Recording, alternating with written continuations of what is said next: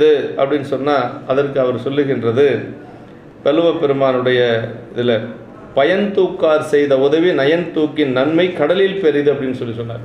அப்படின்னா பயன் தூக்கார் செய்த உதவி நயன் தூக்கின் நன்மை கடலில் பெரிது. எந்த எதிர்பார்த்தலுமின்றி செய்த உதவியின் நன்மை ஆராய்ந்து பார்த்தால் அது கடலினும் பெரிது என்று சொல்லுகிறார். அதே மாதிரி மூன்றாவது கேள்வி, மலையினும் பெரிது எது என்று சொல்லி கேட்கின்ற அந்த கேள்விகளுக்கு நிலையில் தெரியாது அடங்கியான் தோற்றம் மலையினும் மான பெரிது என்று சொல்லி போற்றுகின்றார். அந்த திருக்குறளை சொல்லுகிறார், கல்வி செல்வம் பதவி முதலிய காரணங்களால் தமது நெறியில் வேறுபடாது மனம் மொழி மெய்களால் அடங்கியவரது உயர்ச்சியானது மலையின் உயர்ச்சியை காட்டிலும் மிகப்பெரியது.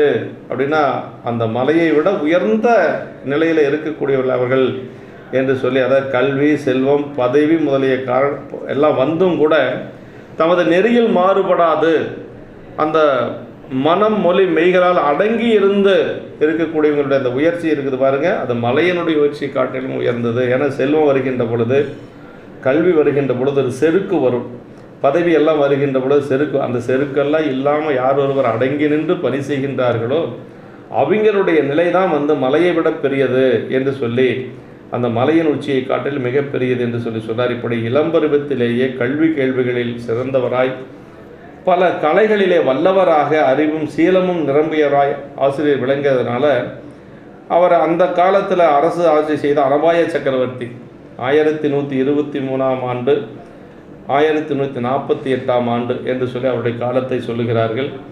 அப்படி அனபாய சக்கரவர்த்தி இவரை வரவழைத்து தன்னுடைய அரசவையிலே வரவழைத்து அவருக்கு இவருடைய அறிவாற்றலை வியந்து உத்தம சோழ பல்லவன் என்று சொல்லக்கூடிய ஒரு பட்டப்பெயரை கொடுக்கிறார்.